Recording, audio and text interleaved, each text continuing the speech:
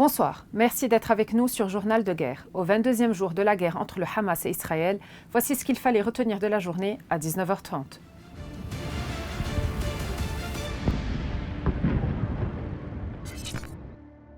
Nous commençons avec la situation à la frontière libano-israélienne. Les affrontements se sont poursuivis samedi entre le Hezbollah et l'armée israélienne au Liban Sud. La nuit de vendredi à samedi a été marquée par des bombardements israéliens sur les environs de la ferme El Majediya, située à l'est de la frontière. L'armée israélienne a aussi largué des bombes éclairantes à Meis el-Jabal dans les zones frontalières en face du village de Blida et de l'Ouaïset el-Alam, ainsi que sur les fermes de Shab'a et sur les collines de Kfar Shouba et Wadi Hnein. L'armée israélienne a également lancé des obus incendiaires le long de la ligne bleue. Un drone israélien a pénétré dans l'espace aérien libanais et a ciblé une position à Jabal Safi, au nord du fleuve Litani, à une profondeur d'environ 20 km de la ligne de démarcation frontalière.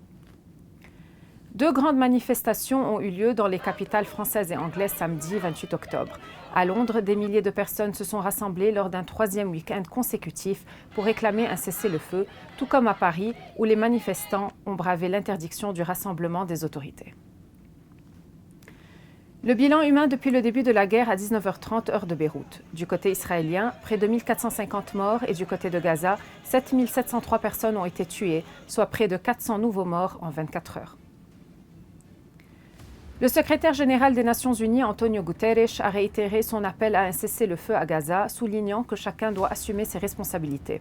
C'est un moment de vérité. L'histoire nous jugera tous, a-t-il déclaré. M. Guterres a également indiqué que le système humanitaire à Gaza était confronté à un effondrement total avec des conséquences inimaginables pour plus de 2 millions de civils. Le président turc Recep Tayyip Erdogan a demandé samedi à Israël de mettre fin à ses attaques contre Gaza dans un message posté sur X. Les bombardements israéliens qui se sont intensifiés hier soir sur Gaza ont encore une fois visé les femmes, les enfants et les civils innocents et ont approfondi la crise humanitaire en cours. Israël doit immédiatement arrêter cette folie et mettre fin à ces attaques, a affirmé le dirigeant turc. Il a aussi invité un rassemblement organisé samedi par son parti à Istanbul pour soutenir le peuple palestinien contre la persécution d'Israël. Merci de nous avoir suivis sur Ici Beyrouth. On se retrouve demain pour un autre résumé de la situation. Vous pouvez suivre toute l'actualité concernant cette guerre sur notre site web www.icibeyrouth.com sous la rubrique Guerre Israël-Hamas ainsi que sur tous nos réseaux sociaux.